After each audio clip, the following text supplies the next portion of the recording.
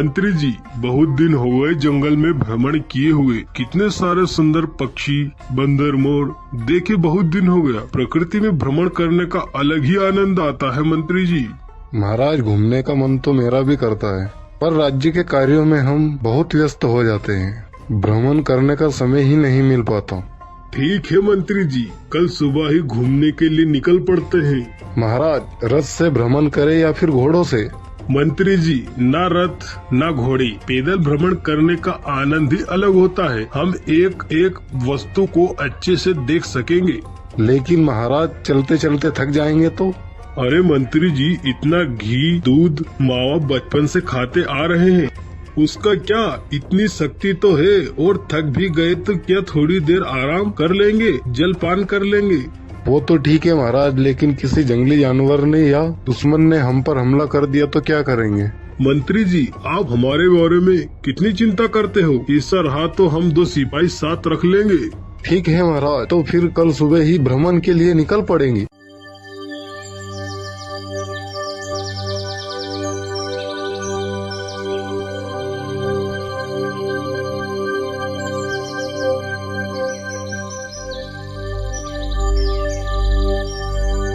फिर अगले दिन राजा, मंत्री और सिपाही जंगल के ओर भ्रमण के लिए निकल पड़ते हैं।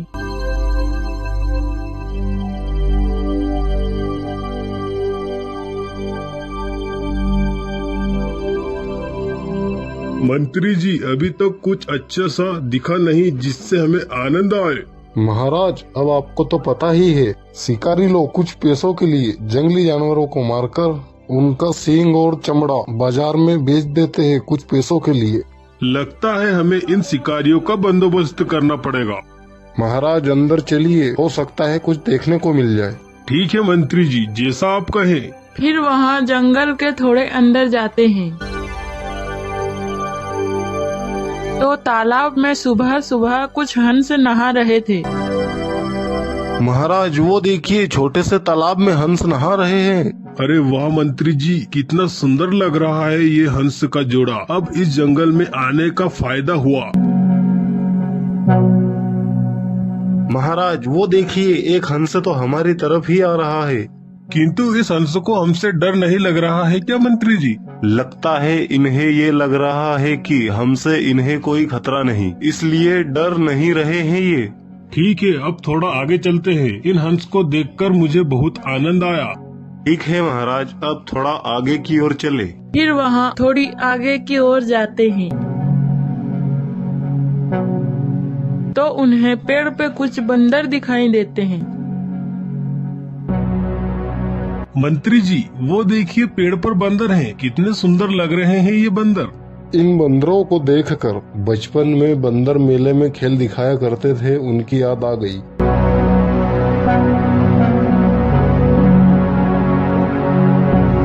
फिर वहाँ थोड़े से जंगल में आगे जाते हैं। उन्हें कुछ मोर दिखाई देते हैं। महाराज, वो मोर देखिए, कितने सुंदर दिखाई दे रहे हैं। चलो महाराज, उनको पास से देखते हैं। अरे मंत्री जी, चलो, देर किस बात की है। मुझे भी वहाँ मोर को पास से देखना है।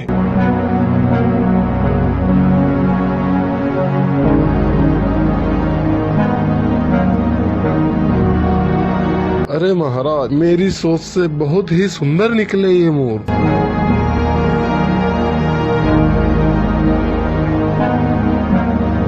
फिर वह मोर को देखकर थोड़ी सी आगे की ओर जाते हैं।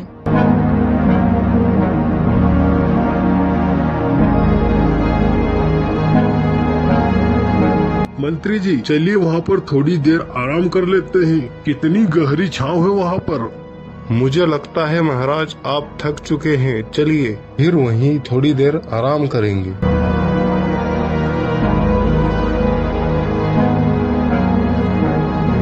अरे वाह, इस पेड़ के नीचे कितनी ठंडी ठंडी हवा चल रही है। सच में प्रकृति से अच्छा कोई नहीं। महाराज, अगर प्रकृति का हम अच्छे से ख्याल रखें तो प्रकृति हमें बहुत कुछ दे सकती है। मंत्री जी, हमने सुना है कि जंगल के आम बहुत स्वादिष्ट होते हैं और खट्टे भी होते हैं। आम सोचकर मुंह में पानी आ गया। काश आम मिल जाते तो आनंद तो 2 गुना हो जाता। जी महाराज, आम का ही सीजन चल रहा है। मैं अभी एक सिपाही को बोलता हूँ, सिपाही जाओ, हम जब आ रहे थे वहीं मुझे आम की महक आ रही थी, जितना भी आम मिले सब ले आना। ठीक है मंत्री जी, अभी जाता हूँ और स्वादिष्ट आम लेके आता हूँ। वाह मंत्री जी, आपकी सूंघने की शक्ति तो काफी अच्छी लग रही है। महाराज, वो तो बचपन से ही है। मंत्री जी, वो झाड़ियों में क्या है? वहाँ झाड़ियाँ हिल रही हैं। जी महाराज, अभी देखता हूँ क्या है उन झाड़ियों में। पर मंत्री जी, ध्यान से देखना कोई जहरीला जानवर ना हो। फिर मंत्री जी झाड़ियों की तरफ जाते हैं और झाड़ियों में देखते हैं तो उन्हें खरगोश का एक छोटा सा बच्चा दिखाई देता है, जिससे चला भी नहीं जा रहा था। महाराज, एक खरगोश का बच्चा है, उसे ठीक से चला भी नहीं जा रहा है, उसके पैर से खून बह रहा है। क्या? ऐसा करो, उसे छाव में लेकर आओ, देखते हैं क्या हुआ है उसे। फिर मंत्री जी उसे उठाकर लेकर पेड़ की छाव में लेकर आते हैं। ये लीजिए महाराज, देखो इसके पैर में चोट लगी है। अरे कितना प्यारा खरगोश का बच्चा है, लगता है इसे झाड़ियों में कांटा लग गया है, शायद इसकी चोट है ये। पर महाराज, इस बच्चे की माँ कहाँ होगी? हो सकता है ये बिछड़ गया है उसकी माँ से। मंत्री जी, लगता है इसको दर्द हो रहा है, इसकी चोट को ठीक करने का कोई उपाय ढूंढिए। फिर मंत्री जी आसपास कुछ देखने लगते हैं। फिर वहाँ किसी पौधे के ताजे पत्ते लेकर आते हैं। मंत्री जी, ये किस पेड़ के पत्ते हैं? भला इससे क्या करने वाले हो? महाराज, ये आग के पौधे का पत्ता है, इसे तेल में गर्म करके बांधने से बहुत जल्द आराम मिल जाता है। पर अभी इस समय तेल तो नहीं है, फिर अभी क्या करेंगे मंत्री जी? महाराज, ऐसे ही बांध देते हैं, अभी थोड़ा आराम तो मिल ही जाएगा। सही कह रहे हो मंत्री जी, इसे यहाँ बांध कर बैठा देते हैं, थोड़ी देर आराम कर लेगा ये भी। तभी सिपाही आम लेकर आ जाता है। ये लीजिए महाराज, ताजे और स्वादिष्ट आम। अरे वाह, दिखने में तो काफी स्वादिष्ट दिख रहे हैं ये आम। खाओ मंत्री जी, सैनिक आप भी खाओ। ठीक है महाराज, खाते हैं आम, आप खाओ। काफी स्वादिष्ट आम है, पता नहीं कितने वर्ष में खा रहा हूँ आम। महाराज, ये तो अच्छा है कि पके हुए आम है, नहीं तो आप खा भी नहीं पाते। जब हम छोटे थे तो नमक और मिर्ची लेकर आया करते थे। कच्चे आम और नमक मिर्च महाराज, सच में आनंद ही आ जाता। प्रकृति हमारे लिए क्या कुछ नहीं करती, फल फूल लकड़ी और बहुत कुछ देती है, पर कुछ लोग इसे प्रकृति को नष्ट करने में ही लगे हैं। उचित बात कही है महाराज आपने। फिर वह आम खा लेते हैं और खरगोश को आराम होते ही वह उछल के भाग जाता है। देखिए महाराज, खरगोश को आराम लगते ही वो उछल कर भाग गया। मान गए मंत्री जी, लेकिन आपको इस पौधे के बारे में कैसे पता चला? महाराज, ये हमारे गुरुजी ने सिखाया था। जब मैं गुरुकुल में था, वहाँ हर प्रकार की औषधि के बारे में बताया जाता था। मान गए आपकी बुद्धि को मंत्री जी। महाराज, बहुत आराम कर लिया, अब आगे चलते हैं। फिर वहाँ थोड़ी सी आगे जाते हैं।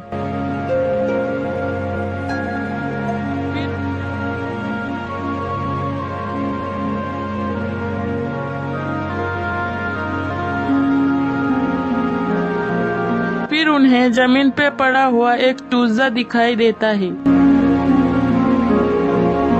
ये किस पक्षी का चूजा हो सकता है? देखो जरा, डरा हुआ लग रहा है ये तो। पहचान तो मुझे भी नहीं आ रहा, किस पक्षी का चूजा हो सकता है। शायद ये उड़ने की कोशिश कर रहा होगा, लेकिन उड़ नहीं पाया और घोंसले से गिर गया। फिर तो महाराज, इस चूजे का घोंसला यहीं कहीं होना चाहिए। ये इस पेड़ पर रहा है, इसका घोंसला पर इसे इसके घोंसले में कैसे बैठाएं? मंत्री जी, उठाओ इस चूजे को। फिर मंत्री जी उस चूजे को हाथ में उठाकर कहते हैं, महाराज, इस चूजे की किस्मत काफी अच्छी है कि ये बच गया, नहीं तो इस चूजे को चील कौवे खा जाते। इसके पंख आ जाते तो शायद इसे पहचान जाते किस पक्षी का चूजा है। अरे शायद इसकी माँ आती ही होगी, इसे घोंसले में बैठाना होगा।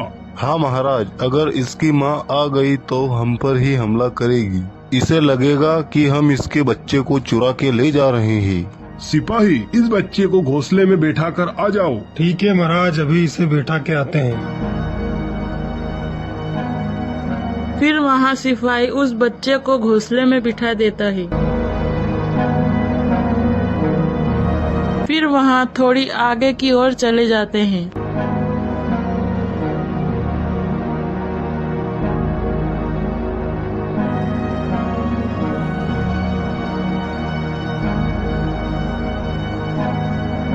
महाराज देखिए कितने सुंदर फूल है वहाँ पर, और देखिए तितलियाँ कैसे मंडरा रही है। मंत्री जी देखिए, और सुगंध भी काफी अच्छी आ रही है। महाराज, तितली के पंख कितने सुंदर दिख रहे हैं, मानो इनके पंखों में कोई कारीगिरी करके गया है। मंत्री जी, मुझे तो अपने बचपन की याद आ गई। जब हम छोटे थे तो महल के बगीचे में तितलियों के पीछे उनको पकड़ने के लिए भागा करते थे। महाराज, सच में वो यादें भी क्या यादें थी, कितना अच्छा था ना बचपन। महाराज, मेरी ये जंगल भ्रमण यात्रा में शायद ही कभी भुला पाऊंगा। ये यात्रा मेरे जिंदगी की सबसे बड़ी और यादगार यात्रा है। महाराज, इस जंगल में अगर कोई भ्रमण के लिए आए तो उसके जीवन में कितने ही दुख दर्द क्यों न हो, वो इस वन की वादियों को देखकर सब कुछ भूल जाएगा। मंत्री जी, मुझे जोरों की प्यास लग रही है। चलो कहीं आसपास देखते हैं, कोई पानी का स्रोत हो। ठीक है महाराज, चलो, मुझे भी प्यास लग रही है।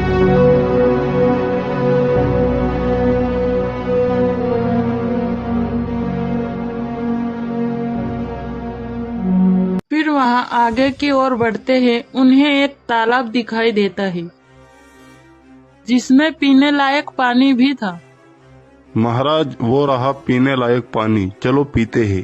सबसे पहले राजा पानी पीते हैं, फिर मंत्री जी भी पानी पीकर देखते हैं, फिर सिपाही पानी पीकर देखता है। अरे मैंने इतना सारा पानी पी लिया, फिर भी मेरी प्यास नहीं बुझी। थोड़ा और पी लेता हूँ। फिर राजा ने थोड़ा और पानी पिया, किंतु फिर भी प्यास नहीं बुझी। फिर राजा आश्चर्य से कहने लगा, अरे मंत्री जी, मेरी प्यास क्यों नहीं बुझ रही है? कितना सारा पानी पी लिया फिर भी। जी महाराज, मैंने भी बहुत सारा पानी पी लिया, फिर भी मेरी प्यास नहीं बुझ रही। क्यों? महाराज, मैंने भी पिया बहुत सारा पानी, लेकिन मेरी भी प्यास नहीं बुझी। क्या इस तालाब में छल है महाराज? जी ऐसा ही कुछ समझो, छल नहीं हूँ मैं। अरे कौन है? सामने आओ, हम डरने वालों में से नहीं है। महाराज, मैं आपको कोई कष्ट नहीं पहुँचाऊंगा, पर मेरे सवाल का जवाब देना होगा, तभी तुम्हारी प्यास बुझेगी इस तालाब के पानी से। सवाल का जवाब मिल जाएगा, पर पहले तुम्हें हमारी शर्त माननी होगी। शर्त? कैसी शर्त? पहले तुम्हें अपने बारे में परिचय देना होगा, उसी के बाद तुम्हारे सवाल का जवाब मिल जाएगा। नहीं, मेरी भी शर्त है। अगर मेरे सवाल का जवाब नहीं दिया तो प्यास के कारण तड़प तड़प कर मर जाओगे। महाराज, पहले इसके प्रश्न का उत्तर बुझाना होगा, नहीं तो हम प्यास के कारण मर जाएंगे। ठीक है मंत्री जी, ऐसा ही करते हैं। 4 है रानी, 1 है राजा, हर एक काम है इसका साझा, सिर्फ इसका उत्तर महाराज को ही देना होगा। पर मैं ही क्यों? ज्यादा सवाल ना करो तो बेहतर है। इस प्रश्न का उत्तर है हाथ का अंगूठा। वो कैसे? वो अंगूठा हर वस्तु को उठाने या पकड़ने के काम आता है। उसके बिना उंगलियां आधा वस्तु नहीं उठा पाती। जो 4 रानियां है वो हाथ की उंगलियां है। सही जवाब है आपका। फिर थोड़ी देर में एक व्यक्ति प्रकट होता है जिसके हाथ में एक कुल्हाड़ी थी। अरे आप कौन हैं? ऐसे अचानक प्रकट कैसे हो गए? महाराज, मैं ही हूँ तालाब जो आपसे बात कर रहा था। लेकिन हम कुछ समझ नहीं पाए। अपनी कहानी बताओ, कैसे तालाब के अंदर गए थे मैं एक लकड़हारा हूँ। मैं जंगल में लकड़ियाँ काटने आया था। लकड़ियाँ ना मिलने के कारण मैं जंगल के अंदर चला गया। मुझे जोरों की प्यास लगी थी। तभी मुझे एक तपस्वी ध्यान करता हुआ दिखा। फिर मैंने पूछा, हे तपस्वी जी, मैं क्या थोड़ा पानी पी सकता हूँ? मूर्ख लकड़हारे, तूने मेरी तपस्या भंग की है। मैं तुझे श्राप देता हूँ कि तू अब इस तालाब में एक तालाबी बन के रह जाएगा। फिर तेरी प्यास कभी नहीं बुझेगी। मुझे क्षमा करे तपस्वी जी, मुझे पता नहीं था कि आप तपस्या में लीन हैं। मुझे क्षमा करे। मेरा श्राप वापस नहीं ले सकता हूँ। किसी को एक बार श्राप दिया तो वापस नहीं होगा। तपस्वी जी, मुझे पता नहीं था। लकड़ियाँ ना मिलने के कारण जंगल की गहराइयों में आ गया था। ठीक है, मुझे माफ करना, लेकिन एक उपाय है। उपाय? कैसा उपाय? जब तुम तालाब बन जाओगे तब मैं पानी को शक्ति से ऐसा कर दूंगा कि अगर कोई इसका पानी पिएगा तो उसकी प्यास नहीं बुझेगी। और इस राज्य का राजा जंगल में भ्रमण करने के लिए आएगा। पानी पिएगा लेकिन उसकी प्यास नहीं बुझेगी। तो इस श्राप से मुक्ति कैसे मिलेगी? तुम्हें एक प्रश्न पूछना होगा। 4 है रानी, 1 है राजा, हर एक काम है इसका साझा, लेकिन एक शर्त है। कैसी शर्त गुरुजी? प्रश्न का उत्तर केवल राजा से ही लेना, अन्यथा श्राप से मुक्ति नहीं पाओगे। यही थी मेरी पूरी कहानी महाराज।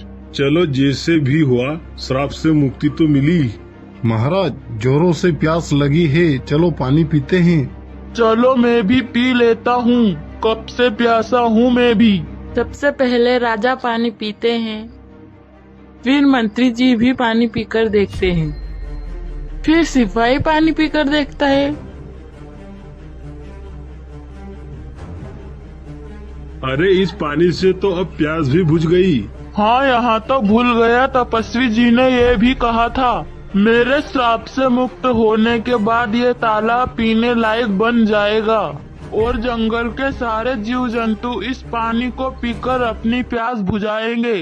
तपस्वी के श्राप से लाभ भी हुआ और हानि भी हुई, पर जैसा भी हुआ अच्छा ही हुआ। महाराज, अब शाम होने को है, चलो चलते हैं। फिर वहाँ सभी महल की ओर चले जाते हैं।